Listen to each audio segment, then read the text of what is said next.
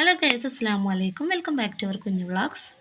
അപ്പോൾ നമുക്ക് ഇഫ്താറിന് സ്പെഷ്യൽ ആയിട്ടുള്ള ഒരു ഐറ്റം ഉണ്ടാക്കിയാലോ? അപ്പോൾ എങ്ങനെ ഉണ്ടാക്കുന്നത് നോക്കാം. ഇതിന് വേണ്ടിയിട്ട് നമ്മൾ ചിക്കൻ്റെ ബ്രസ്റ്റ് പീസ് മാത്രം എടുത്ത് വെച്ചിട്ടുണ്ട്. അതിലേക്ക് കാശ്മീരി ചില്ലി പൗഡർ, അതേപോലെ ഗരം മസാല, പിന്നെ അല്പം ചിക്കൻ മസാല ഇട്ട് കൊടുക്കുന്നുണ്ട്. പിന്നെ ചിക്കനിക്ക് ആവശ്യമായ ഉപ്പ് ഇട്ട് കൊടുക്കുന്നുണ്ട്. അതുപോലെ ഒരു ടേബിൾ സ്പൂൺ കോൺഫ്ലവർ ഇട്ട് കൊടുക്കുന്നുണ്ട്. പിന്നെ 1/4 ടേബിൾ സ്പൂൺ മഞ്ഞൾപ്പൊടി ഇട്ട് കൊടുത്തിട്ടുണ്ട്. പിന്നെ അതിലേക്ക് ആവശ്യത്തിനുള്ളൊരു ഇഞ്ചി വെളുത്തുള്ളി പേസ്റ്റ് കൂടി നമ്മൾ ഇട്ട് കൊടുത്തിട്ടുണ്ട്.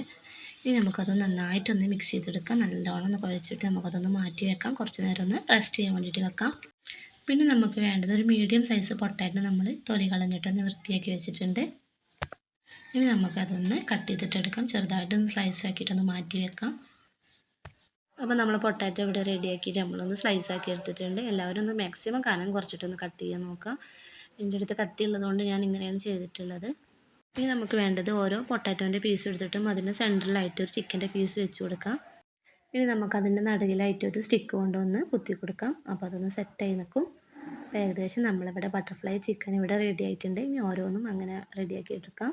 ഇനി നമ്മളൊരു പാൻ വെച്ചിട്ട് എണ്ണ ചൂടാക്കി എടുത്തിട്ടുണ്ട്. ഇനി നമുക്ക് ഓരോന്നായിട്ട് ഒന്ന് വറുത്ത് കോരിയെടുക്കാം. അപ്പോൾ എണ്ണയിലേക്ക് ഓരോന്നും വെച്ച് കൊടുത്തിട്ടുണ്ട്. ഇനി നമുക്കൊരു ഭാഗം ആയി വരുമ്പോൾ നമുക്കൊന്ന് മറിച്ചിട്ട് കൊടുക്കാം.